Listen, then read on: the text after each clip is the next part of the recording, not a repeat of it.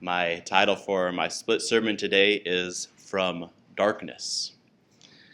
My goal is to stay away from the light as much as possible so that I don't step on Mr. Link's message. It's going to be a little bit challenging, though. We will take a look and see what the Bible says about darkness. But we have to realize, brethren, that darkness is a part of our lives, whether we like it or not. So oftentimes, the imagery of darkness in the Bible shows the difference between right and wrong.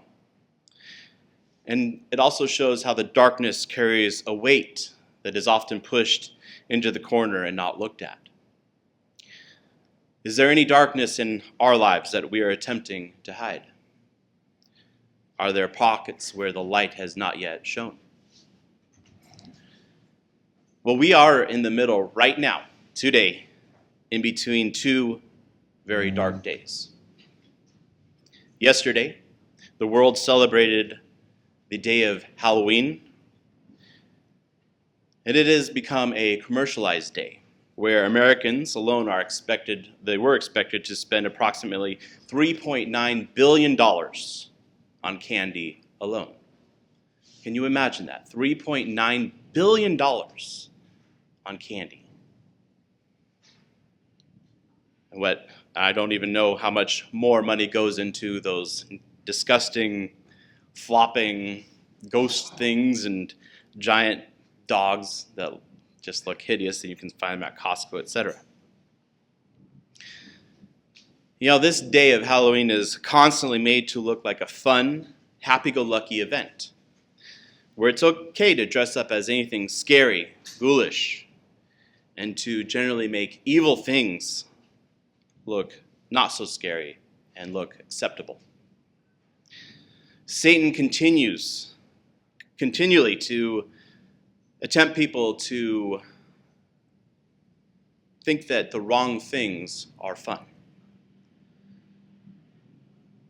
Isn't it interesting that while people keep Halloween, as a day, if you will, it's mostly done at night, in the darkness, not during the day in the sun. The Bible is very clear that the worship of witchcraft, sorcery, and idolatry are all abominations to God.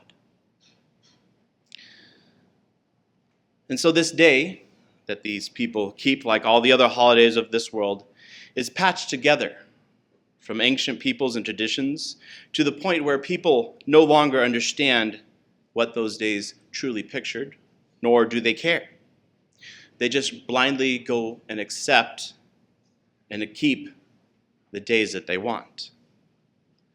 People often try and counter with, oh, it's fine, it's just for the kids. Truly, how blind this world has become. The darkest, most satanic night,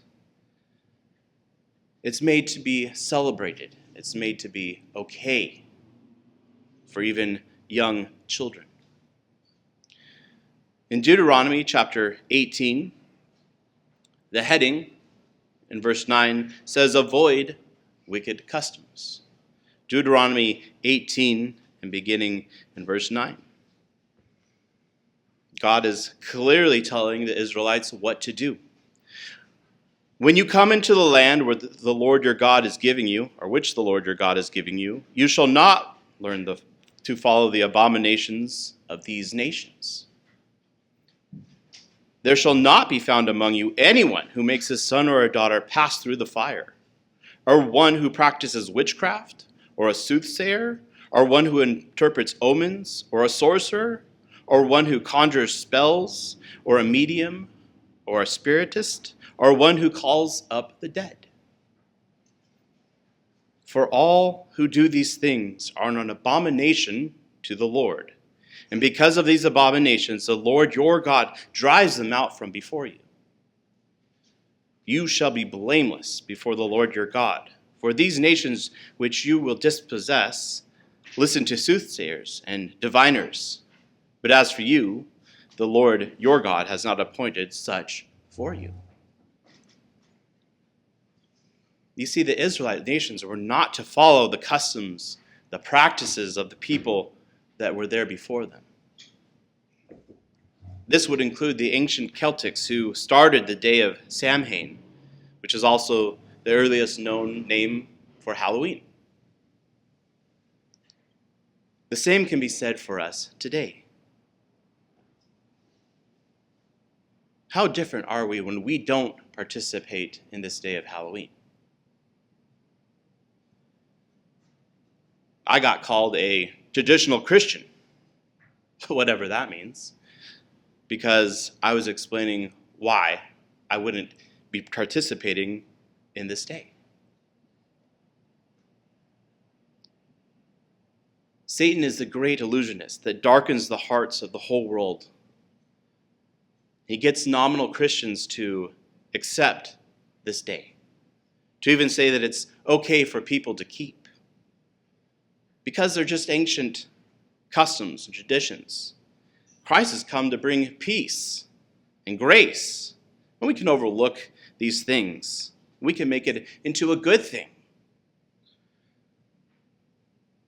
I read one article that said we can keep it just to mock the enemy. To mock the enemy? In 2 Corinthians chapter 11 and verse 14, Paul points out something that should scare us a little bit, wake us up. 2 Corinthians 11 and verse 14. He says, "And no wonder, for Satan himself transforms himself into an angel of light. Therefore, it is no great thing if his ministers also transform themselves into ministers of righteousness, whose end will be according to their works." Darkness doesn't always look dark. Sometimes it looks playful, harmless, even appealing. From an article from keylife.org, here's what they had to say. What Christians should know about Halloween. Just how Christians ought to go about relating to or participating in Halloween is still a tricky subject. In order to navigate the water successfully, one must always distinguish between the merely cultural aspects of Halloween and the religious aspects of the holiday. In the past, the church has tried to subsume the religious aspects of Halloween by adding a church holiday. But again, this is a questionable area. It seems that Christians can easily participate in, with wisdom, some cultural aspects of the holiday. And there is some potential for the pagan cultural practices to be enjoyed. But care must be taken. There is a big difference between kids dressing up in cute costumes for candy and Mardi Gras-like Halloween parties, offensive costumes, and uninhibited excess. Therefore, it is naive to make a blanket judgment to reject or to accept Halloween as a whole. There should be no pressure to participate, but for those Christians whose conscience permits, we should view it as an opportunity to engage wisely with our culture. Written by a man who is called a bishop, has written 20 books, etc. Understand that these people are in the world and they are blinded. But what a way to not speak the truth and to lead people astray.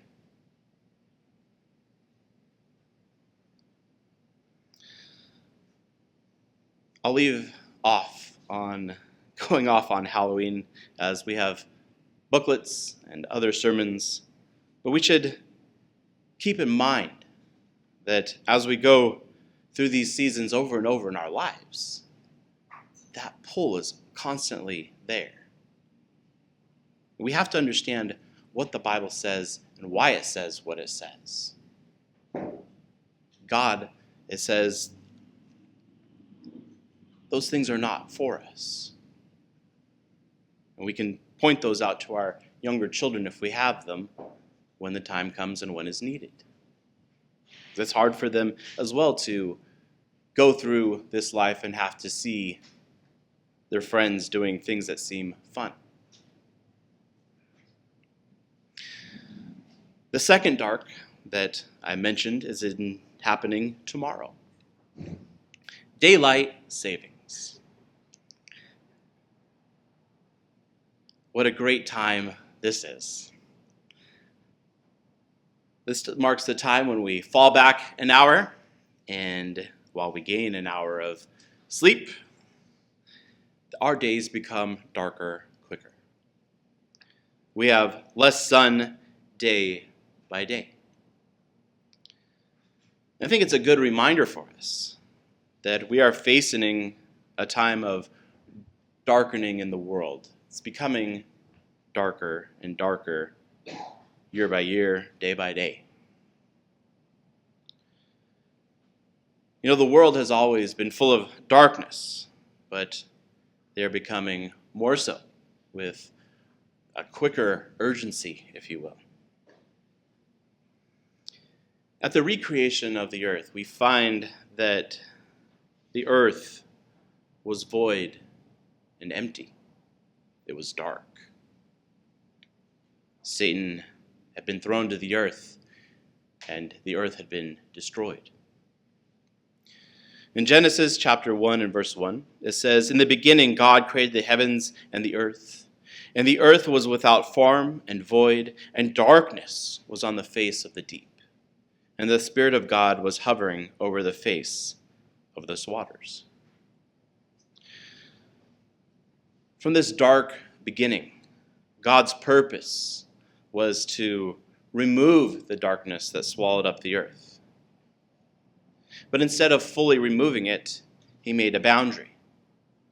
The moon and the stars for the night, helping man with dates and times.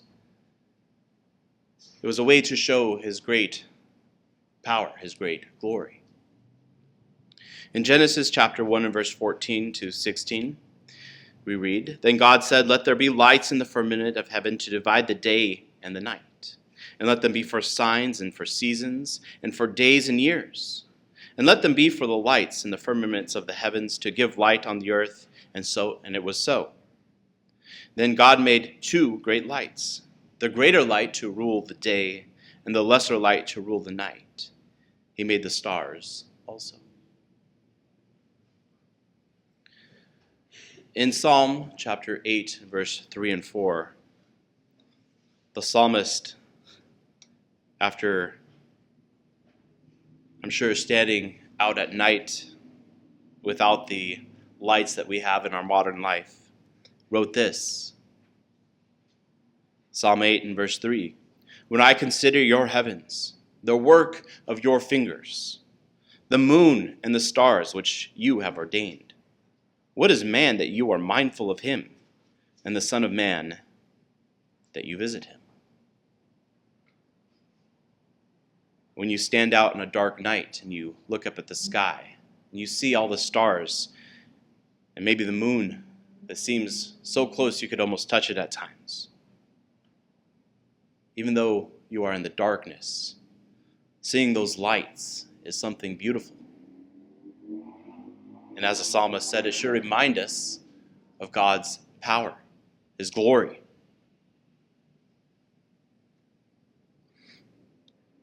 You know, even though we are surrounded by the darkness of this world, when we look at that moon and understand that it's actually mirroring the light from the sun, it doesn't have light of its own, we can realize that even though the darkness that we walk through, God's light is ever present with us. Okay, less light talk. Sorry, Misha. Turning to Exodus chapter 10, verses 21 to 23. Exodus chapter 10 and verse 21. Here we find God's ninth plague on Egypt. Darkness is the plague that he left upon them for this ninth one. And if you look at Egyptian culture, they worshipped what they considered their most powerful god, Ra. He was their sun god. And what does God do then? In verse 21, then the Lord said to Moses, stretch out your hand toward heaven, that there may be darkness over the land of Egypt, darkness which may even be felt. So Moses stretched out his hand toward heaven, and there was a thick darkness in all the land of Egypt 3 days. They did not see one another, nor did anyone rise from his place for 3 days. But all of the children of Israel had light in their dwellings. I've been in this type of darkness once, and I wrote about it in I think it was an editorial or I don't think it was a Q&A. Anyways, we were visiting a mine here in Ramona, or in Julian, and we were deep underground, and they turned off all the overhead lights. I've never felt such a darkness in my life. You could almost feel that darkness. You can't see a thing. You can't see anyone next to you. I'm sure even if you were there for a couple hours letting your lights or your eyes adjust, you still wouldn't be able to see anything. I can only imagine that's what this was like. You see, God did not put this plague on the Israelites, showing a distinction. This plague struck at Egypt's false belief system against their very God. God was showing the Egyptians that he was the one who was in control of darkness and light, not some made-up God that they chose to worship. It was a judgment that was being passed on Egypt. It was a precursor before the night of the Passover, the night where God would strike Egypt with a final terrible blow. It's one that we as Christians keep yearly in remembrance of this time, in remembrance of how they came out of Egypt, out of the darkness. You see, God does allow darkness, and he uses it when needed. We read that a very great darkness is coming upon this world. In Amos 5 and verse 18 it says, woe to you who desire the day of the Lord. For what good is the day of the Lord to you? It will be darkness and not light. Think about the plagues that were poured out on Egypt and how they will pale in comparison with what is coming. Brethren, we cannot stop what is coming. Christ, when it was his time, did not try to stop what was happening to him because he knew that it was foreordained for him. And yet he continued to do the right thing, even though what was happening to him was wrong on so many levels. I'd like you to turn to Luke chapter 22 and begin in verse 47. Luke 22 and verse 47. And while he was still speaking, behold, a multitude. And he who was called Judas, one of the 12, went before them, drew near to Jesus to kiss him. But Jesus said to him, Judas, are you betraying the Son of Man with a kiss? When those around him saw what was going to happen, they said to him, Lord, shall we strike with the sword? And one of them struck the servant of the high priest and cut off his ear. But Jesus answered and said, permit even this. And he touched his ear, and he healed him. Then Jesus said to the chief priests, the captains of the temple, and the elders who had come to him, "Have you come out as against a robber with swords and with clubs? When I was with you daily in the temple, you did not try to seize me. But this is your hour and the power of darkness." So apropos that Christ's arrest was in the night, truly underscoring the striking difference between God's way of light and Satan's way of darkness. The darkest night in history when Christ was taken. He knew that this was his moment, that this was, as he called it, the power of darkness that was happening. How many times had Satan looked for opportunities to tempt and to destroy Christ throughout his life? And this moment was no different, and Christ called out for exactly what it was.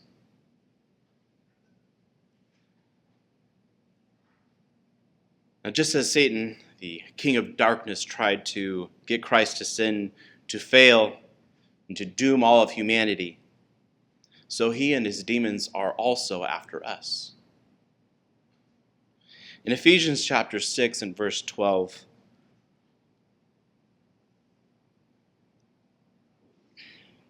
Ephesians 6 and verse 12, Paul tells us exactly what we are up against. He says, "For we do not wrestle against flesh and blood, but against principalities and against powers, against the rulers of the darkness of this age, and against spiritual hosts of wickedness in the heavenly places." Darkness is described as what we are up against. This darkness of spiritual dimensions, unseen powers that influence humanity. And our job as Christians is to fight the darkness in us and around us. And don't be fooled, brethren. The darkness that abounds is so easily to fall into. In Matthew chapter 6 and verse 23, Christ said, "But if your eye is bad, your whole body will be full of darkness. If therefore the light that is in you is darkness, how great is that darkness?" Brethren, this is about a spiritual alignment with God. Our morals, our understanding, our motivation. These are all parts of who we are, and they can become corrupted by darkness if our perspective is wrong.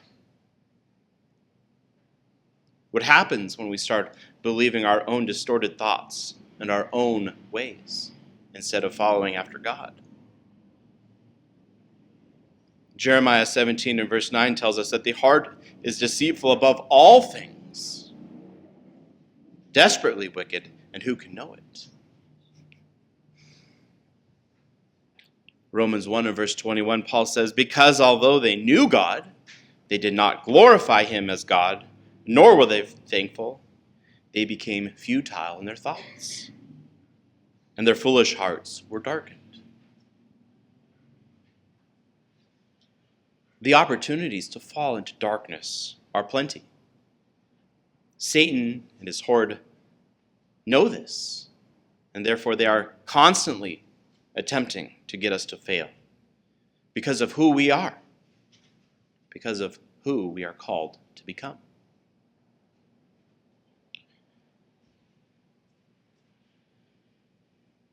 Our only way to make sure that we do not fail is to constantly draw closer to God. This is the only way, and there is no other way. If you will, turn to Ephesians chapter 5 and verse 8. Ephesians 5 and verse 8, Paul, I would have really liked to have met Paul one day. Ephesians 5 and verse 8, he says, For you were once darkness. You were once darkness. But now you are light in the Lord. Walk as children of light, for the fruit of the Spirit is in all goodness, righteousness, and truth, finding out what is acceptable to the Lord. And have no fellowship with the unfruitful works of darkness, but rather expose them. For it is shameful even to speak of those things which are done by them in secret. But all the things which are exposed are made manifest by the light, and whatever makes manifest is light. Therefore he says, awake you who sleep, arise from the dead, and Christ will give you light. Walk in wisdom, and see then that you walk circumspectly, not as fools, but as wise, redeeming the time, because the days are evil. Or you could say the days are dark.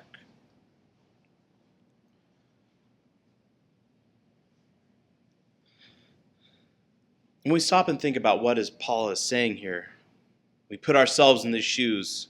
We realize that whether Christ comes in our lifetime or not, we have limited time here as human beings. These days are evil. They have always been evil in that regard, because most people do not truly know God. Our time to walk out of the darkness is now. Again, a few scriptures that talk about the times that are coming are very ominous. And I quote Isaiah 13 and verse 10. For the stars of heaven and their constellations will not give their light.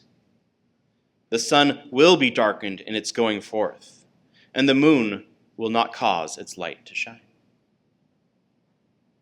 What happens when those things start to take place? Jeremiah 13 and verse 16.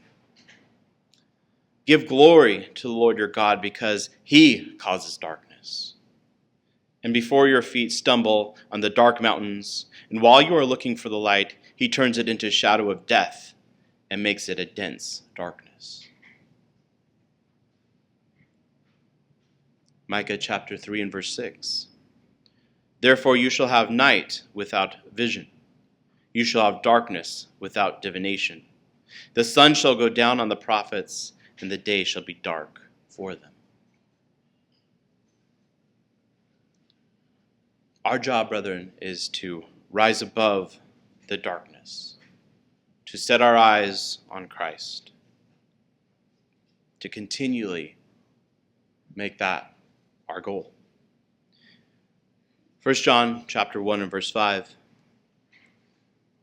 This is the message which we have heard from him and declare to you, that God is light, and in him is no darkness at all.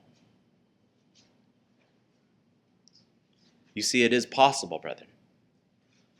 It is possible to live in this world without darkness. But it is only by and through God's power and help that we can live this way.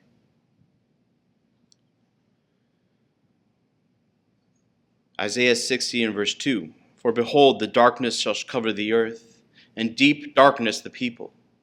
But the Lord will arise over you, and his glory will be seen upon you. The world is in darkness. We do not have to be. And I'd like to close now with Romans chapter 13, verse 11 and 12.